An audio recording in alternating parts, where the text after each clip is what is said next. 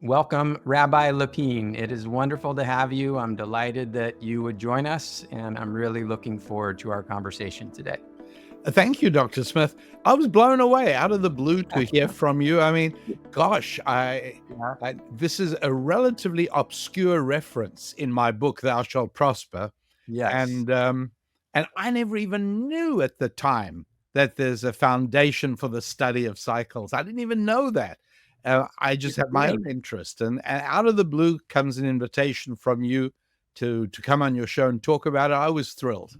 Oh, well, the feeling is mutual, especially since I've been reading your book. So the way this came about is one of our newer members joined, and I said, "What brought you to the foundation?" And he said, "Oh, well, I read Rabbi Lapin's book on Thou Shalt Prosper, and he talks about cycles and the foundation in there, and Edward Dewey, so I thought I Yes. should join." So, Well, I'm very happy to have brought you a member. That's great. so you are in Los Angeles, and the foundation used to be headquartered in Los Angeles. So And is I now sort of located, thought, where is it now? well, I am in Virginia now, so I'm over on the East Coast, even though I did grow up in Los Angeles.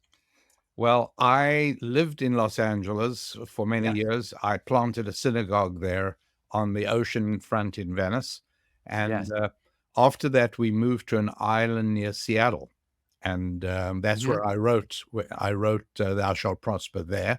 And then we moved to Maryland. So you and I are only a few miles apart. Yes, I spent time in Venice as where I think your synagogue may have been near there in Los It, Angeles. it was in Venice, exactly.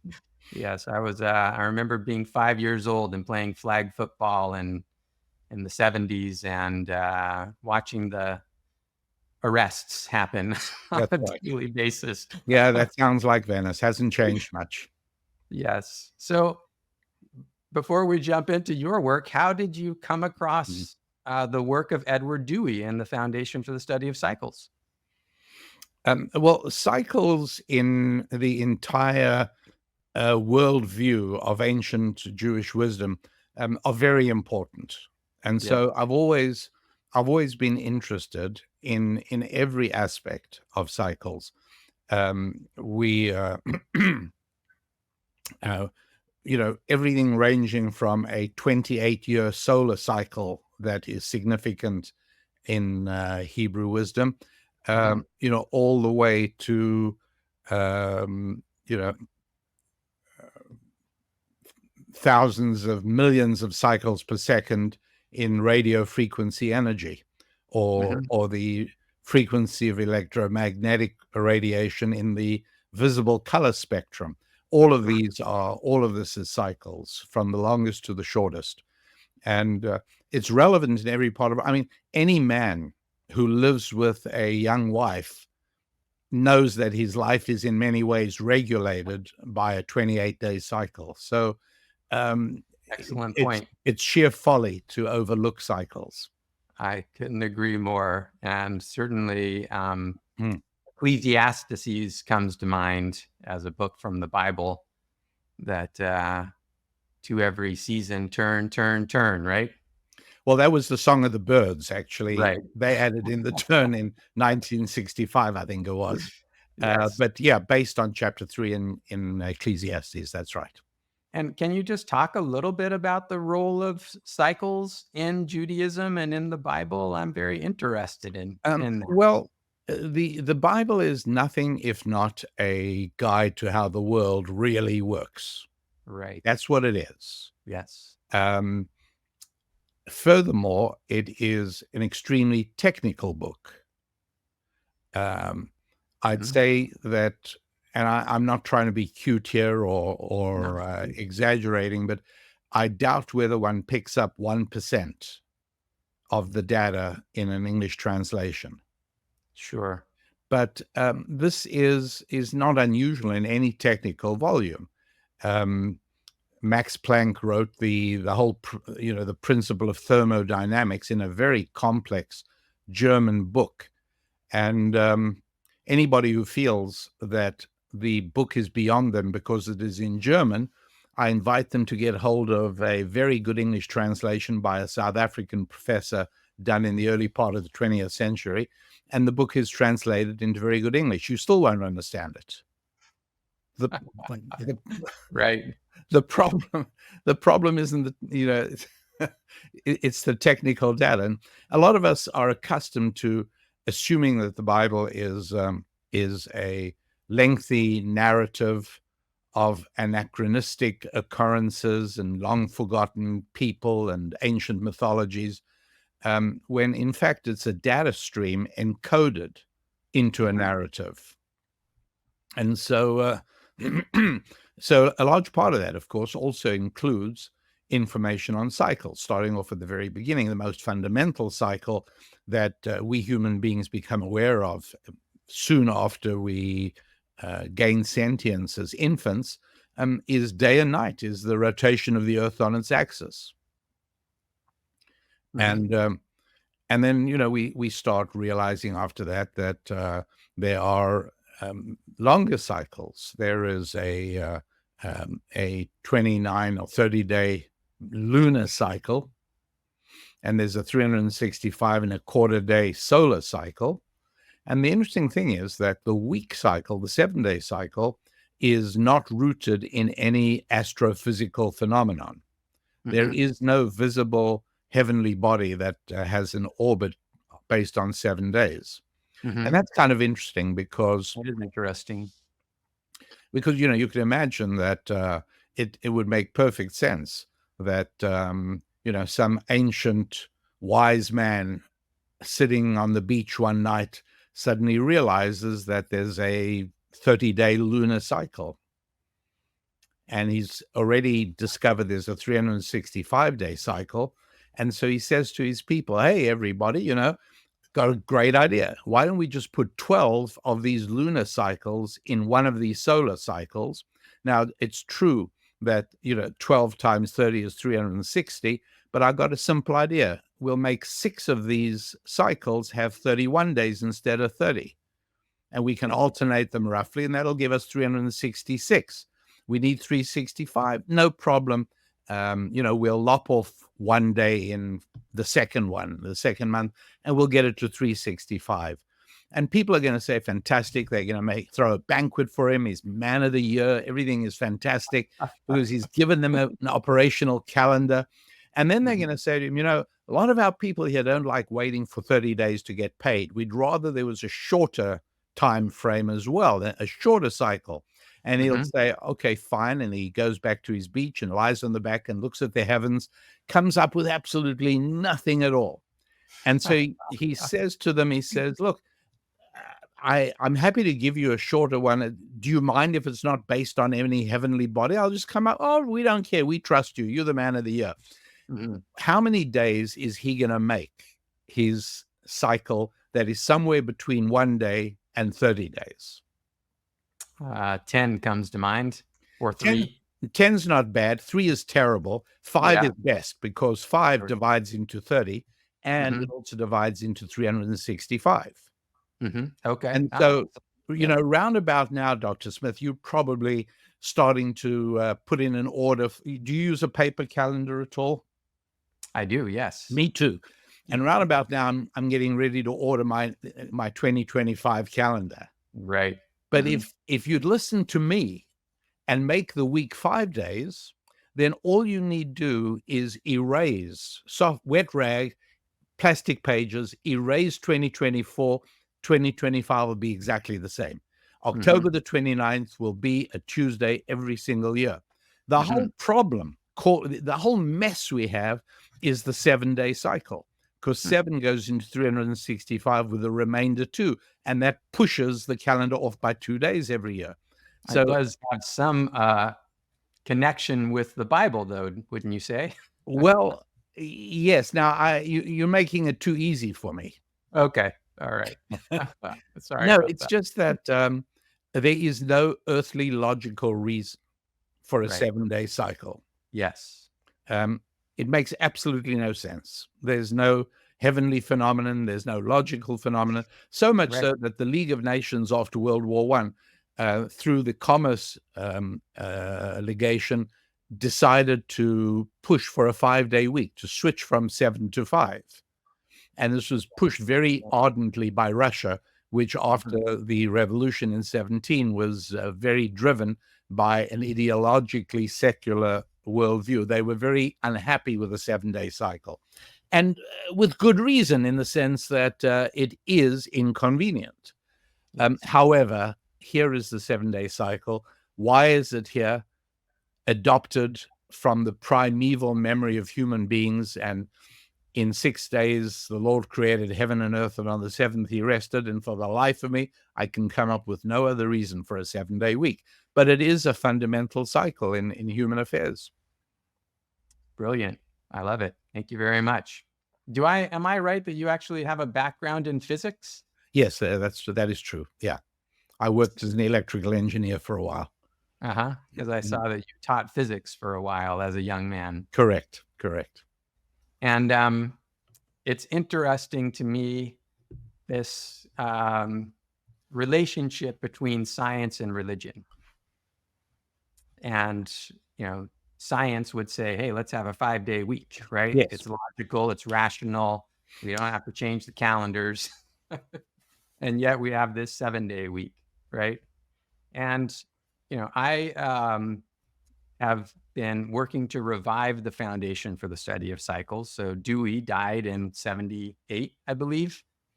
And a number of people have managed it over the years, and it fell into disrepair. And I, over the past 5 years, have been working to restore it. And we're doing quite well, I'm pleased to say. We're growing nicely, and I think with my help, actually, yes. Yes, exactly. And I hope for more of your help. You'll get it. But one of the things that interests me about the time that we live in today, right, is that we are in this very kind of hyper rationalistic, now digital paradigm, right? We're in this kind of technology industrial movement, and cycles kind of get run roughshod over, right? So there's actually a lot of talk about cycles today. You probably have heard of Neil Howe and his book, The Fourth Turning. Have you heard of that? I haven't. I'll make note of it. So very interesting book, very popular book. Ray Dalio, who's a big hedge fund guy, right? He's got a lot out on cycles right now, especially debt cycles, which also has a connection with, I think, some of the Jewish tradition with the Jubilee idea. Absolutely. That's a 50-year cycle. Yes. Not too far off from the Kondratiev cycle also. Right? And that's where Kondratiev got his inspiration, as you know. Yes. So one of the reasons, besides, I'm a mathematician by training. So, of course, I'm interested in quantification and in analysis and in digital signal processing, which is how we do cycles analysis at the Foundation, one of the main ways we do it. But I'm also very interested in how we can kind of start to have a better relationship with cycles, okay? And how a greater awareness of cycles can help us to ultimately have a more sustainable, long-term, time here on Earth. A lot of people want to go to Mars and leave Earth behind. No, I really would love to see us make the Earth, our time on Earth and our place on Earth. I'm with you 100%. Where we cooperate with cycles instead of going, well, let's just run roughshod over the 100%, up and go to Mars. Although the only reservation I have is that I do have a little list of people whom I would like to go to Mars. Family or not? Not family at all. No. Not family. Okay. Very good. So to me, getting into your work now and your, I would say, synthesis of science and religion, and even of business and religion, or material and spiritual. Yes. I'd say. So that's one of the things that you came across so clearly in Thou Shall Prosper. Yes. And when did you first write that book, by the way? I wrote that. Um, Was it in the as 90s? you, Or? you yourself will know, the when people say how long did it take to write, and the answer is 38 years to research, 6 months to write. But no, I wrote it in the early to mid 90s. Yes. Mm-hmm. And in that book, you're talking about making money, Yes. right? Which a lot of people are interested in. Yes. But you're saying that making money is not just about making money. It's not just a material thing. And I actually have, if I can share just briefly here, Please. um, this is Oh, the cover of your book. yes. And I highly recommend it. I'm still working my way through it, but I'm really appreciating it a lot. I think it's a very profound book, and I recommend it to everybody. But here's the thing that really caught me more than anything, okay, which is this is kind of the idea that we all have, right? That the old you plus more money is going to equal the new you. Yes. Now, as a mathematician, we can subtract old you from both sides of this equation. And we end up with more money equals new you minus old you. That's really nice. It is beautiful. I mean, that is, I just loved that. And in other words, you have to shed your old ways of looking at money if you want to change your entire financial paradigm. That's beautiful. yeah, I like that. Yeah. that's what I would like to speak about with you, because I think you articulated that very beautifully. I do think it's related to cycles as well. But just talk a little bit about what inspired you to kind of reframe this pursuit of money as something that requires like personal change and behavioral change, and even how you equate wealth and wisdom. Yes. It was a shocking thing for me because I found myself doing many speeches and lectures for Christian audiences. Mm-hmm. And that came about because of some relationships that were formed and some new friends I met, and I began becoming. I was speaking to about 30 Christian audiences a year, about 30. And none of them were smaller than 5,000 people. So I was really sort of face to face with very large Christian groups during the course of a few years. And people started asking me questions. And one of the questions, for instance, I think once they felt comfortable, they realized it takes a lot to offend me, and I wasn't going to get all upset if people asked me awkward questions.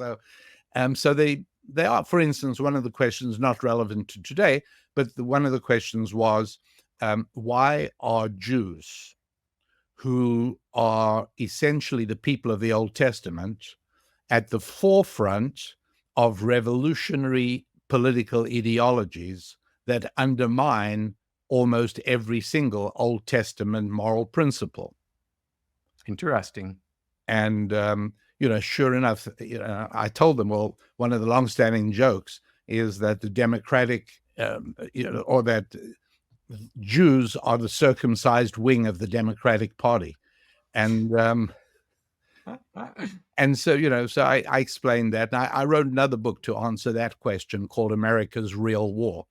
But the most popular question that people asked me when they began to feel comfortable with me is, why are Jews so disproportionately good with money? Right. Now, initially, I thought to myself, that's really interesting. Are they right about that, or is it a sort of anti-Semitic meme? Well, Mhm.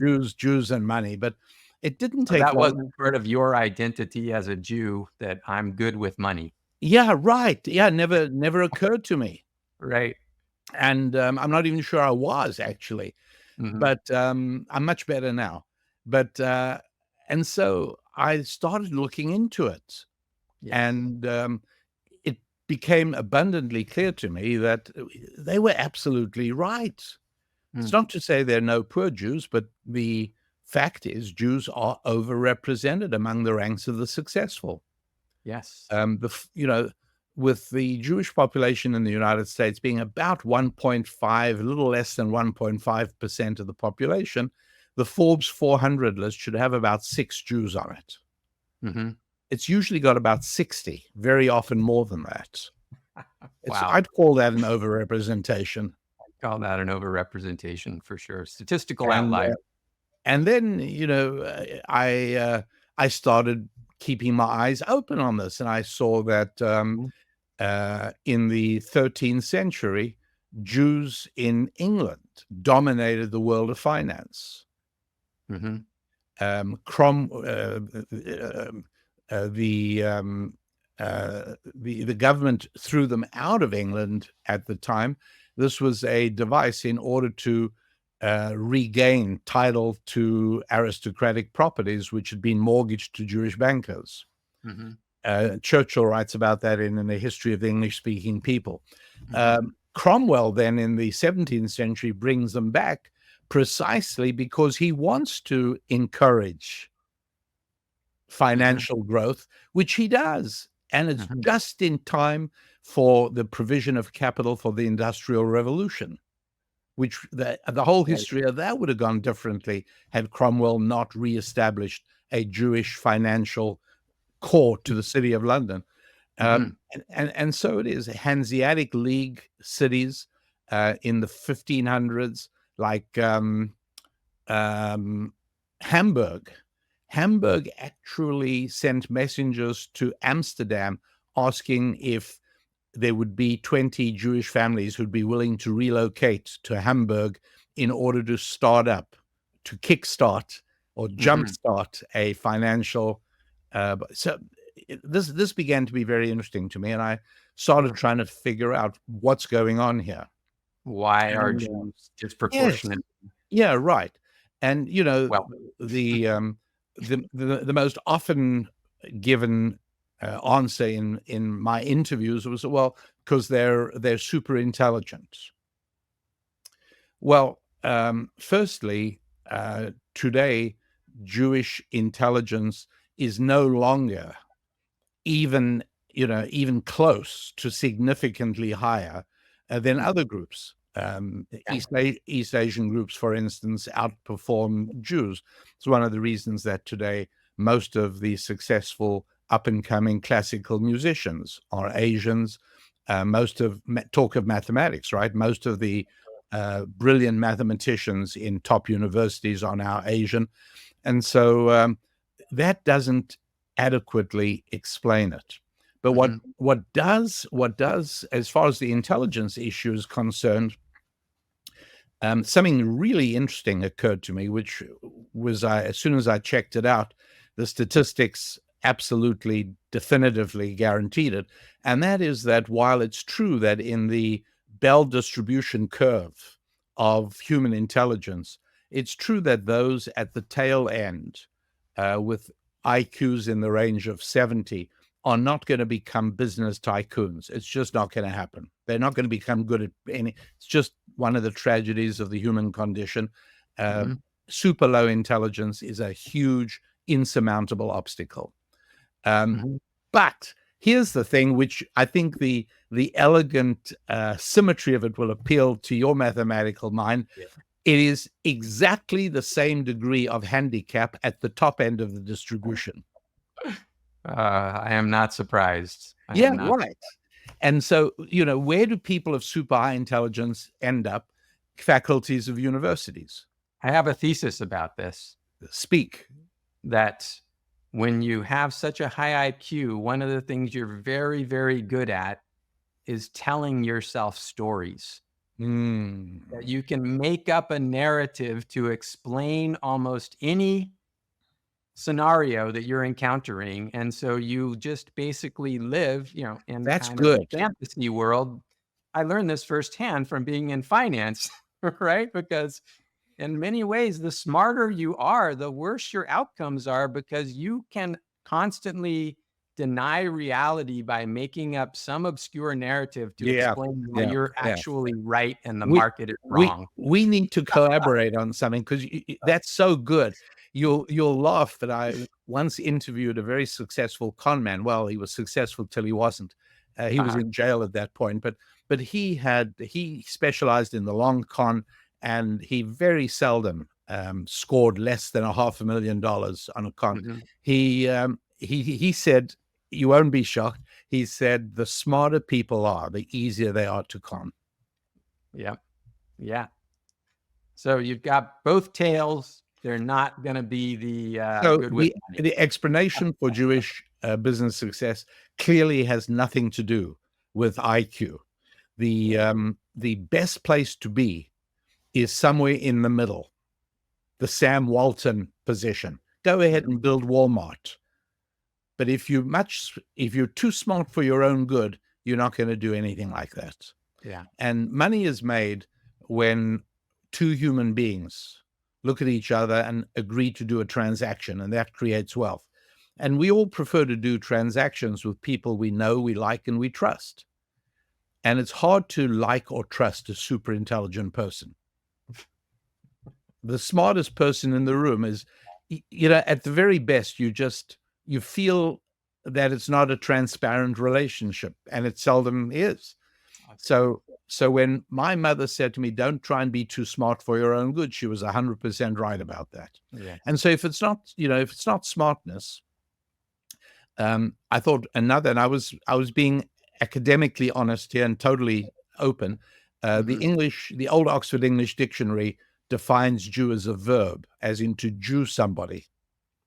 Right. And so, is it possible that one of the reasons that Jews prosper is that they don't believe honesty is the best policy?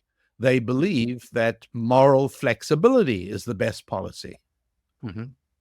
And so I did many, many, many interviews on people who had a lifetime of experience doing business with Jews. One guy lost his father when he was 7. He grew up in Natchez in the South, Missouri, and his mom, when he was 11, his mom sent him out to get a job, and she gave him the names of 2 Jewish businessmen. They had haberdashery stores in town, and she said, "Don't come home till you got one of them to hire you." And this guy is today a major entrepreneur in the medical industry, and he says that he owes everything to this Jewish guy who took him in as a young teenager. And I just got countless stories like that. Yeah, we got our Bernie Madoffs, we've got our bad apples, just like anybody else. But the notion that Jews are routinely dishonest makes no sense, because there's such a thing as reputation, and nobody chooses to do business with somebody of shallow reputation. So, it wasn't that. That explanation is off the table. It's got to be, yeah, absolutely. And so on. There were 2 other explanations not worth going into, but they were also very easy to debunk, which left us with, okay, if it's none of the 4 mistaken theories, what is the explanation? And what this boiled down to is what then became the 10 Commandments. But I'll give you an example of the beginning of it, which is perhaps among the most important. This brings us to the question of the difference between spiritual and physical. Yes. And if I can just do a very brief side excursion into that. Oh, that would be wonderful. I'd be delighted. Spiritual, physical is clear, right?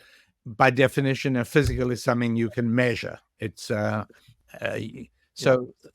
things like gratitude is not a physical phenomenon because there is no way to measure it. Things that have extension, or as Descartes would have said, res extensa. Okay, that now it rings a bell what you're saying. I don't know it well, but yes. So Yes. spiritual has nothing to do with religion, piety, virtue, morality, or God. Yeah, in your book, you actually say, like in a computer, the hardware is physical, and Yeah, the software is spiritual. spiritual is something that can't be measured. Yes. And so if if a pregnant woman comes to a doctor and says, "Doc, could you tell me something about my unborn child?" Doctor Mhm. says, "Sure. What would you like to know?" She says, "Well, I live a fairly active social life. So for one thing, I'd like to know if my child is going to be black-skinned or white-skinned." Doctor, now I don't actually know if this is doable, but if it isn't, it'll be doable tomorrow. I mean, but doctor says, sure. He does pulls an amniocentesis. The kid's got white skin. Fine. Okay. She says, I'd like to know if my kid will have a tendon. Oh, is it going to be male or female? Doctor, easy. I can tell you that right away. Yeah. Is my unborn child going to have a tendency towards chubbiness, or is he going to be thin and slender? No problem. I'll tell you that as well.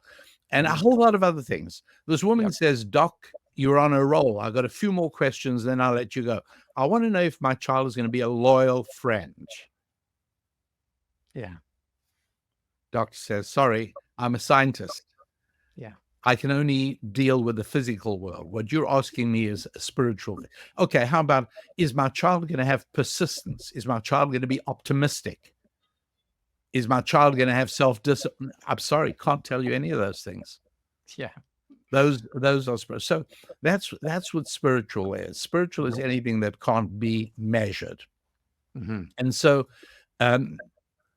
when it comes to money, and this is all part of explaining why Jews are disproportionately good with money, Jews are very aware of a spiritual reality. Mm-hmm. And so an economist is really bothered by certain aspects of economics. In fact, they used to call it the dismal science. Of course. And one of the problems is that the economist cannot explain why my wife will drive across town to a station where gasoline is 7 cents a gallon less.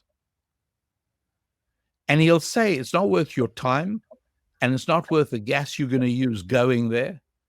But he doesn't realize that my wife is from Brooklyn and she has a spiritual desire to be frugal. And the fact that it may not necessarily actually be frugal isn't as important as the fact that it makes her feel good. Mm-hmm. Or when somebody, my jacket, all right, tailor-made jacket, $400. But I've got a set of overalls that I use when I work on my boat that cost $16. You step into them, you zip it up. It's the most wonderful garment. Yes. But I wouldn't dream of appearing on your show wearing it. Right. So why? Well, it's the spiritual quality of clothing. Clothing doesn't just fill the need of protecting us from weather extremes and from thorn bushes. It has something to do with our dignity and sense of self. That's spiritual. You're right on the spiritual thing again. That's not physical. There's no way to measure dignity. There's no way to measure sense of self. Yes. And so the question is, what is money? And becomes really important because one of the many interesting differences between physical and spiritual is that my phone, physical object, Mm-hmm. and it can only be in one place in the space-time continuum. And so at this moment, it's on my hand. And that means it's not anywhere else. Yep. And because of this rule, if I was at Grand Central Station last October the 29th and I go there today, I'm not going to run into myself because my body is physical and it can only be in one place in space-time. Mm-hmm. Now, money is different. And so are other things that are spiritual. For instance, music is spiritual because I can measure sound. I can certainly take an audio frequency analyzer, and I can definitely measure frequencies of noises, but it would be very difficult, if not impossible, to tell the difference between random sounds and a Beethoven symphony. Yes. With artificial intelligence, you might be able to generate something that's going to pick out the difference. But I can definitely create a machine that'll produce music, but I cannot create a machine that will predictably bring a lump to a human throat. Only a human composer can do that. And that's why composers are still used for movie music, because the director says, this is the kind of emotion I want to produce in the audience. There is no machine that can do that, because the reaction to music happens inside our souls. Yeah, I've experienced this a little bit lately because I think a lot about artificial intelligence and what it is and what it isn't. My children are all involved with music, and I go to their recitals. And even the simplest music recital, where you have children just starting from 5 years old up to, young adults who have mastered a complex piece of music, it's such a different experience to listen to a human being play music. Yes. Than it is, if it's a recorded piece of music, and that it was produced by a human being, there's an awe that comes along with that, right? Yeah. But the artificial intelligence generated music just doesn't do that at all. A week ago, last Tuesday night, I listened to a grandson of mine and his friend. Yeah. His friend played violin, my grandson plays cello, and the two of them played an arrangement of a Brandenburg concerto, a Bach concerto. It was breathtaking and moving and emotional. And I don't know about you, but if you think of like a group of robots up there doing that, do you think it would have the same impact on you? No. I don't think so either. It wouldn't on me. And so money is, if you see it as a physical phenomenon, which it manifestly is not, because money is not a strip of colored paper or a metallic disc or an arrangement of iron oxide molecules on the magnetic strip on your credit card. Money is something different. And what is it? It's an intangible. And the reason that's important is because if you take my cell phone away from me, now you're up one cell phone, I'm down one cell phone. But if I sell you my cell phone, I'm now down one cell phone, but I have $200 in return, which I must value at more than I did the cell phone. Otherwise, I would not have agreed to this voluntary transaction. I didn't need my cell phone anymore. Its value to me was definitely less than $200. And so I'm now up whatever the difference is between the value I had it on in my own personal financial statement, not GAAP accounting or SEC accounting rules, but in reality, I've benefited in this transaction, but so have you. Because you were going to go and spend $400 on a phone at the store, and now you got mine, which is just as good, except it's used, but you get it for $200. So you're ahead of the game. So the net gain is, you might estimate that you've gained $200 on the transaction, and I might gain that I gained 100 or 200. The net gain to the economy is $300 or $400 in aggregate, and that's how wealth is created. But that's only because we don't see the transfer of money as being a loss. It's always a gain, provided it's not done by the government in a confiscatory fashion. But But if Mhm. three Correct. human beings consensually do a transaction, okay, all of this depends on a full grasp of the difference between spiritual and physical, and the realization that if my grandpa buried $1,000 in a wall of my house, and now 60 years later I pull $1,000 out, the $1,000 he put there, I'm now holding in my hand. It's 10 $100 bills. And I'm all Mhm. excited because everyone used to speak about grandpa once hid away 1,000. Well, I got it in my hands now, Mhm. excepting that when grandpa hid it, you could buy a nice late model car with that money. Right. And what I can do with it is perhaps, 2 days grocery shopping at the local market. Right. The value of the money has changed. Now, that's not true for physical objects. Mhm. When I inherited my grandpa's toolbox, the hammer is still the same hammer it was when he used it. But the money I got from him is not the same money. Right. But spiritual things can change. Think of a reputation. A reputation is spiritual. A reputation can be grown or diminished.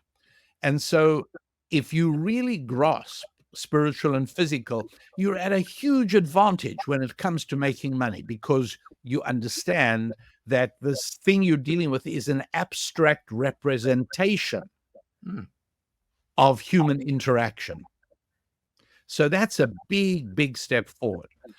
Another one is recognizing that the second chapter of Genesis is very fundamental to this. And again, today we're at the first time, I think probably since Gutenberg invented the printing press in 1450, this may be the very first time in Western history that the majority of people do not know if Leviticus is a man's aftershave lotion or a book of the Bible.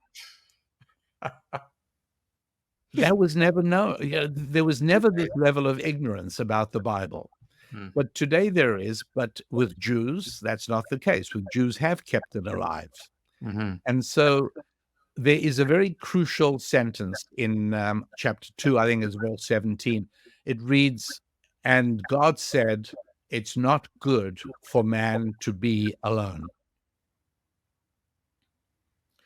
And then the next two verses verge off into a zoological symposium. Mhm. And then 3 verses later comes back and God puts Adam to sleep, primitive anesthetic, and produces a woman. Mhm.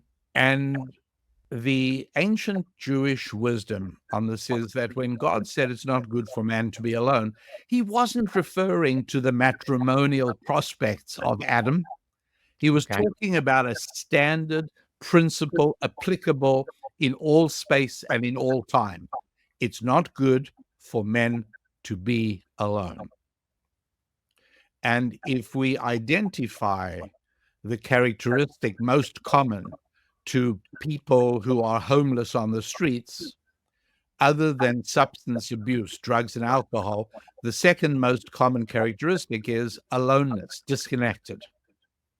No family, no friend, no nothing. Mhm. Uh, Human isolation is a calamity. You remember the Unabomber years ago that, Fellow Berkeley grad. Yes. yeah, I think he was a aloneness. mathematician too. Yeah, right. But again, a lonely guy, no family, just lived by himself in a hut on the hillside. Yeah. And so it is with mass murderers, nearly always mass shooters, almost always disconnected people. It's not good for man to be alone. So Mhm. God provides two solutions in that chapter. One of them is sex, Mhm. the ultimate solution to loneliness. Mhm. And the second one is money, referenced later in the chapter by the word bread. And that's why it is. I hope this is something you're familiar with. It certainly was true when I lived in England. It was, and that was that bread is is slang term for money. Is that something that's fairly well known? Dough. Oh, or can you lend me some dough? Right. Can you lend me That's where some it dough? comes from. This is Sure. where it's at. That Mhm. bread is a biblical, in biblical nomenclature, bread is a metaphor for money. And Interesting. so God says, okay, I've got two solutions to avoid men being alone. One of them, sex, Mhm. women. The second one is the desire to make money. And I'm going to set things up in such a way in this world of ours. I'm giving you the Jewish view of this. Mhm. I'm going to set things up in such a way that you will never make money if you are lonely and isolated. Only by interaction with other people will you make money. Malcolm Gladwell, a little while ago, with I think his book, The Tipping Point, came up. I'm not sure if this is his or he quoted it, but a lovely point, which is that the most reliable correlation for millionaires, for people who've really made a couple of bucks, Mhm. is the size of their Rolodex, how many friends they have. Mhm. And that doesn't mean Facebook friends. Yeah. It means folks who drive to the airport at midnight to pick you up if you are stuck. Mm. And that is crucial. So God says, you're going to want to make money. You have an appetite for sex and money. Neither can be fulfilled without interacting with other people. And Wonderful. so there is another huge advantage where the Jewish view is, I love my customers. I love my potential customers. I love my employees. It's not just a business relationship. I really love those people. I think the way you said it in your book is, um, other people are important to my well-being. Yes. That is the fundamental view that Jews have, and that you need to have if you're going to be successful and Right. prosperous. Right. I say we never pray to God, Beautiful, important please God, principle. please send me $1,000 so I can make my car payment this month. No, we always say, please God, open my eyes to Mm. more of your children whom I can serve. The money will flow by itself. You don't have to worry. Wow. That is truly living up to the name of rabbi. Thank you. Teacher. Yeah, that's right. That's all it is. So that's such an important, thank you for that. And thank you for saying all that. I wonder, if you think that some of that is, how much of that is being lost today. Speaking of loneliness and isolation, everybody's just sitting in front of their computer screens all the time. And even within households, people are in their own corners.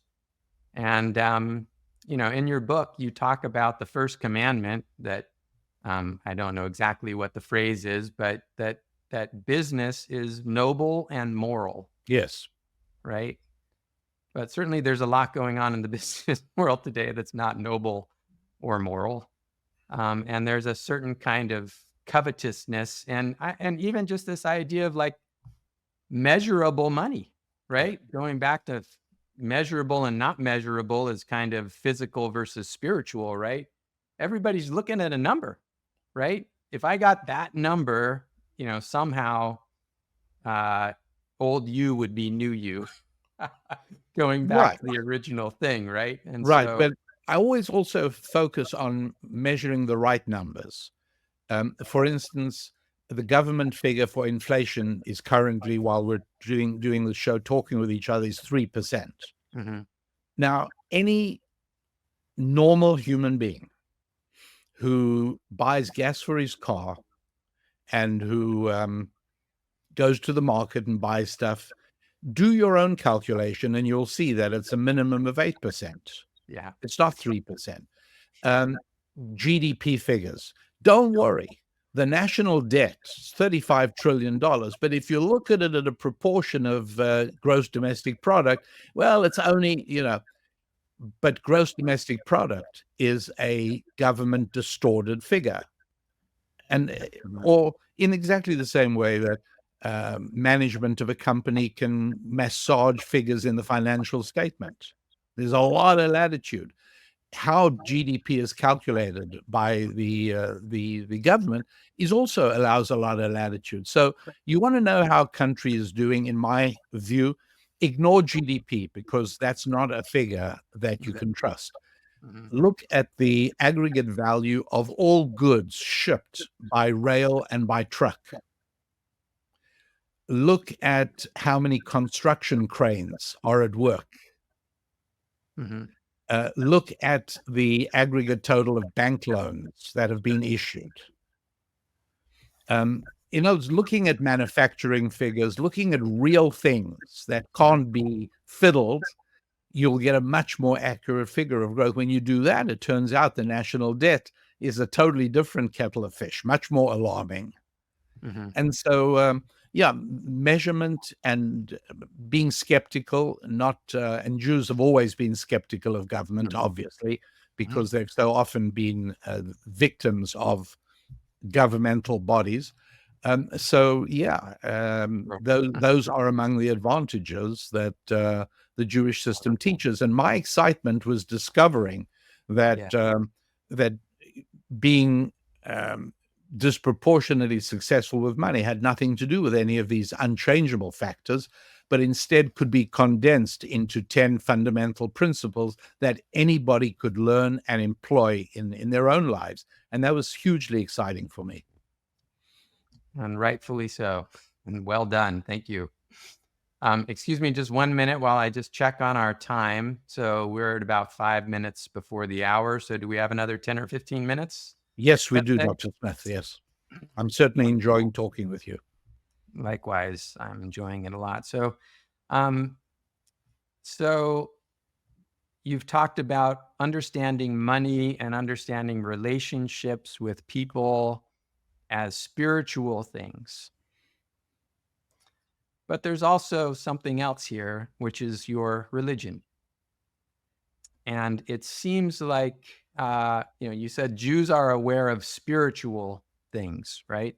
So how do people in general kind of transition into a spiritual understanding of business? You mentioned literacy and education as being one of the things that Jews value that helps inform that. Yes. Certainly reading the Bible is part of that. So do you think that there's a general way besides reading your book? Yeah. And how do we get more the on our business business professional in me says, no, you got to read the book, and not at the library. It doesn't work when you borrow it from the library. You got to buy it.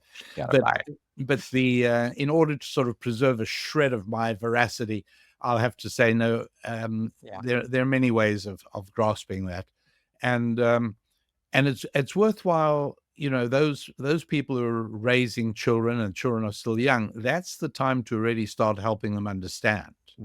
And the way to do that is to help people understand the motivation as to why they do certain things.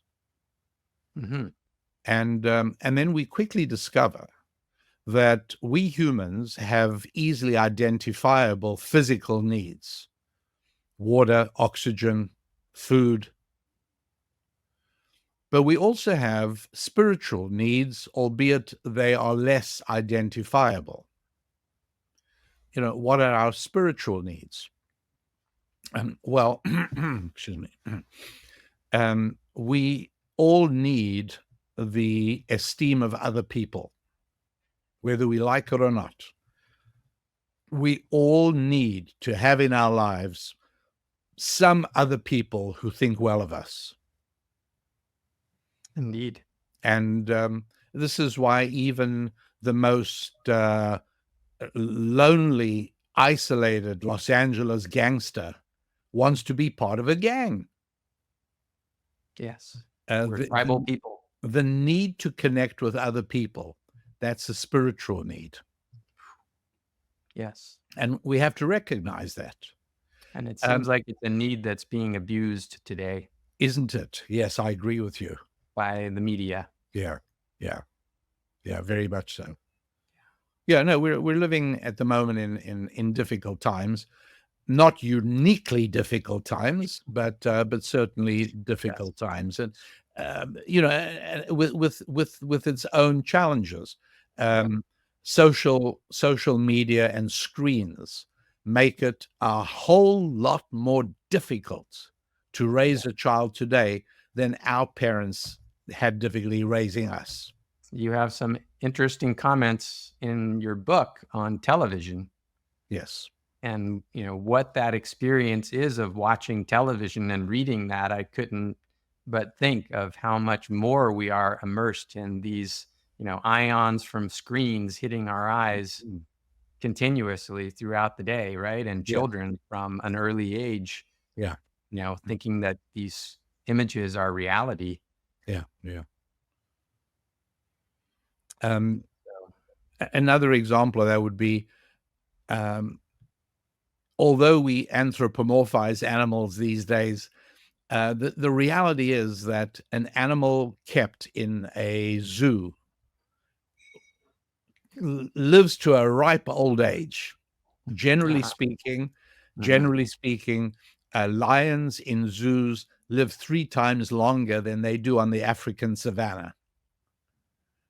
They're well fed, there's medical attention, and they do fine. Sure. But if somebody decided to do that with a human being, put a human being in a cage and say, you have nothing to worry about.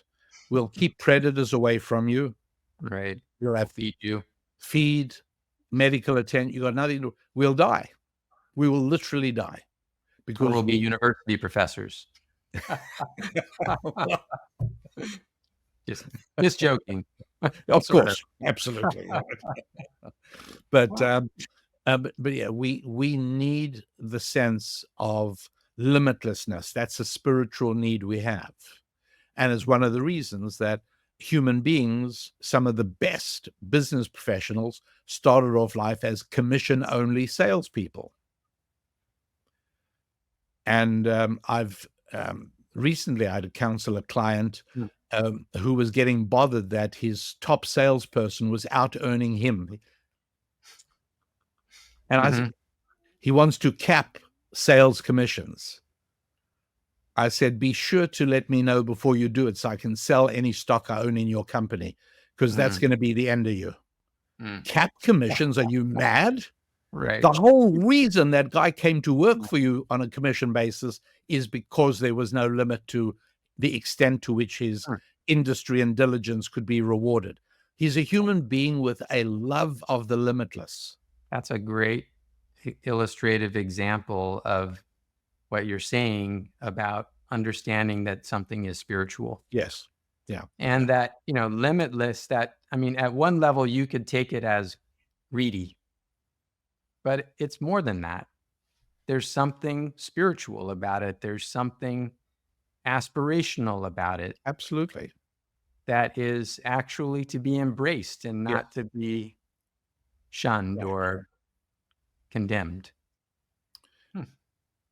Yeah. So it's an enormous advantage in trying to build a business plan or operate a business or anything, or to be an entrepreneur. Big help to have a comfortable familiarity with the difference between physical and spiritual. Thank you very much. Wonderful. So I would like to give you a few minutes to talk about your new book. Yes, that's right. Oh, thank you. You got it right there. Yes. So how is this building on what you did in Thou Shalt Prosper? And tell us about it, please. Really interested. And holism is an important idea for me. I actually got my PhD in systems science. Oh, then Russell. The whole being greater than the sum of parts. Did you know Russell Aiken, one of the masters of system thought? No, it's not jumping to. Doesn't ring a bell. Yeah. Okay, yeah, no, Okay, carry on. Systems are hugely important. Yes. Yes, they are. One of the things I learned from him was the idea that if you decide to build your own car, like Elon Musk, but you weren't as capable as he was, and you decide, well, I'm going to buy the best engine out there. So, good, I'll buy the BMW W12 configuration 12-cylinder engine. That's the best engine. Then I'm going to buy Brembo brakes, and then I'm going to get Dunlop tires, and then I'll hire a mechanic to put them all together. That car is not going to be nearly as good as the least expensive Hyundai, because it's not a system. It wasn't designed and built as a system. It was a whole bunch of separate pieces thrown together. Yes. And the genius of a modern automobile is the integration of all the components and of all the parts. And yes. And we all like roadmaps. We all like something that makes sense. Spiritual, even. Yeah. That integration. Right. And so I wanted to come up with something that would encapsulate not only the different aspects of a happy and fulfilling life, but most particularly how they all integrated with one another as part of a system. And you've heard of the 5 books of Moses. Well, why it was 5 is exactly why I realized that there were 5 parts to a successful life as well.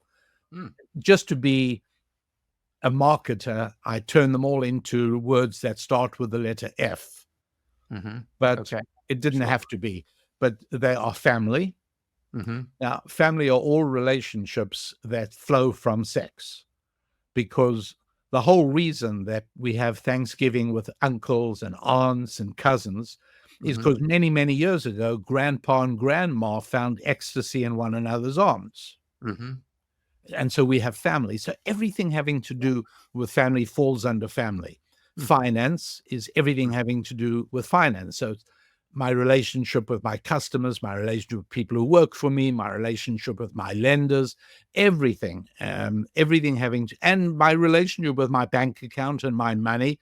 And as the great American psychologist William James once put it, it's my relationship with my yacht and my horse. He lived in better times. And, but all of those things. Relationships that are neither financial nor family sexual based are friendship. That's the third F. And that's political clubs, hobby clubs, sports associations, parent-teacher association, my group that supports the local young people's orchestra, whatever it is. All of that falls under friends. And then we have, after that, fitness, our relationship with our own bodies. Interesting. And then finally, faith, which is a catch-all for the spiritual, everything that's spiritual. And those, basically, what it boils down to is that if you got a few dollars in the bank and you got a great family and you're reasonably healthy and you got a nice social life and you're kind of okay with God as well, you really have very little to complain about in life. I love it. That's beautiful. And that new book is how these things help one another. Why it is that somebody who says, I'm going to focus on making money till I'm 30 and then I'll think about family, really needs a lot of help, because he's making a critical and fatal error. Why somebody doesn't see a connection between money and health, or between friendship and finance. All of these things need to be understood and worked and developed simultaneously. And this book is the roadmap to that, which is it's the most exciting work I've done. I'm starting to hear a little bit of echo of cycles in there. Yes, of course it is. You can't get away from cycles. You know that. There's no getting away from it. That is absolutely true. I do a lot of measuring cycles, but you're talking about spiritual cycles. Yes, and also kind of, I like how you're describing now. Don't silo things. Let them all work together. Let them interact, and kind of go through cycles. Very much so, and also to recognize where we might be in a larger cycle.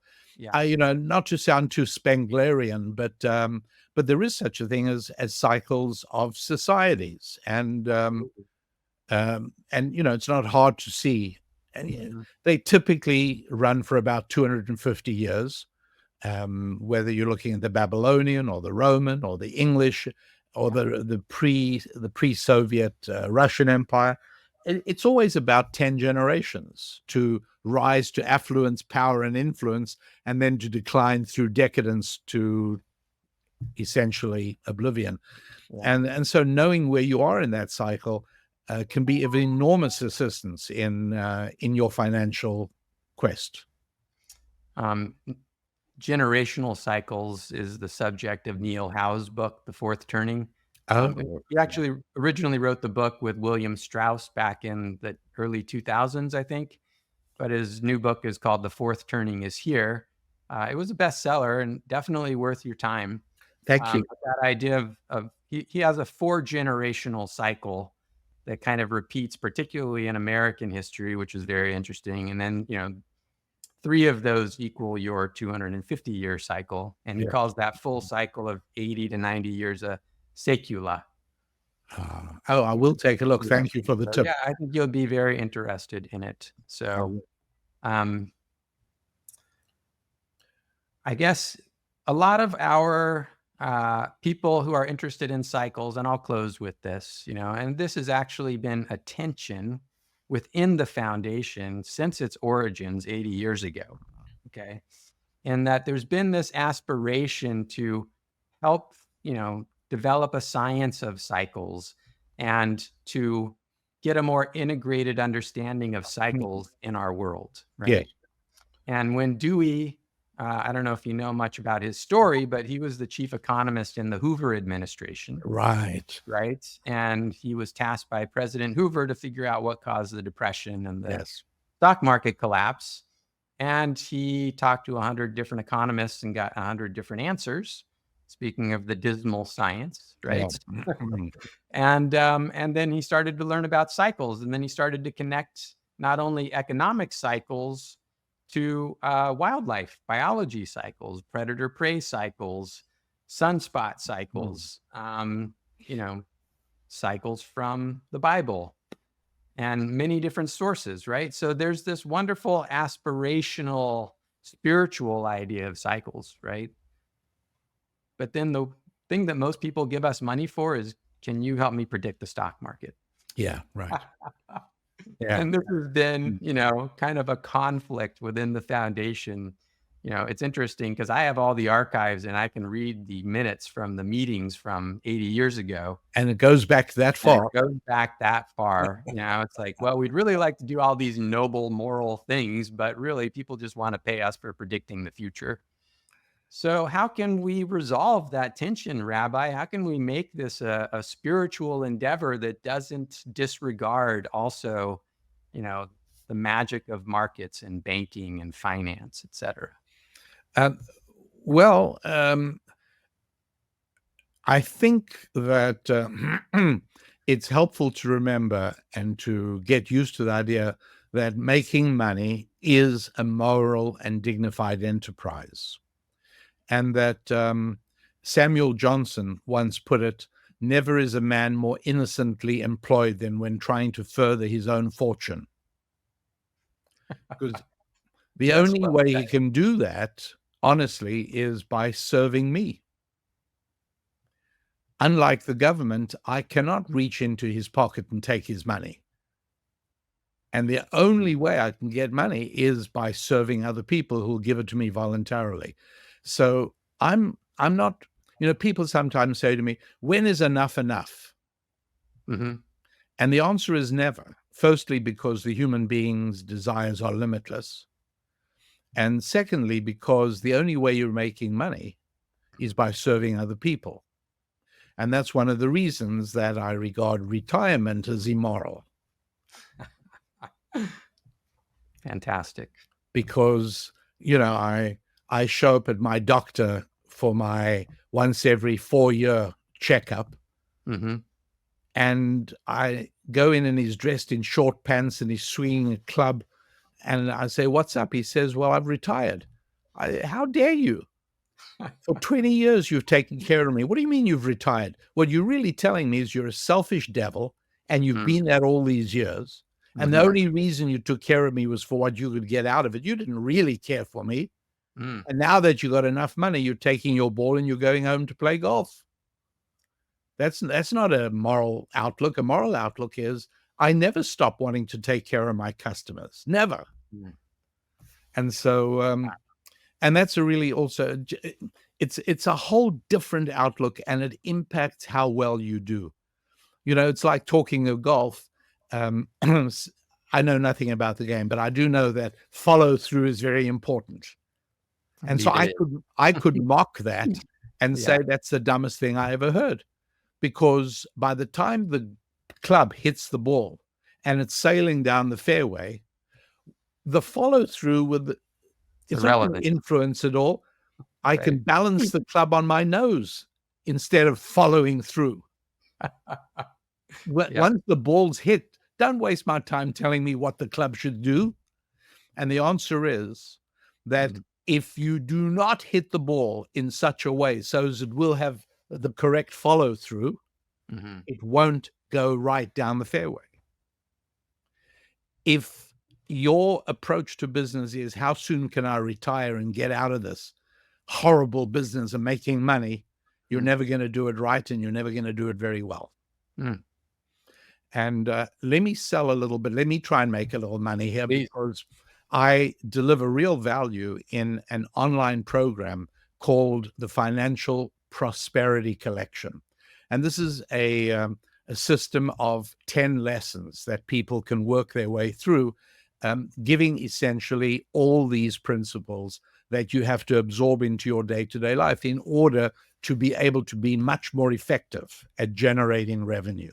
Wonderful. And at my website, which is rabbidaniellapin.com, there is a store. You can buy the Financial Prosperity Collection. But if you put in the coupon code CYCLES, yes, you'll get it at half price.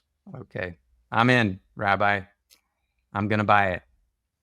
And if there's anything we can do for you, we'd be delighted to maybe offer a little course on cycles to your audience. Oh, that's an idea. Yeah, that's an idea. No, we should definitely continue our conversation. Yes. And I thank you so much. Truly, from the bottom of my heart, I've learned a lot from reading your book, from speaking with you. You've given me a new perspective, and I think it's very valuable and very important. And the fact that it also involves cycles is just icing on the cake. So thank you. Well, it's been fun. Thank you, Rabbi. It's been a delight, and I'll look forward to speaking again. Till next time, Dr. Smith. Bye-bye.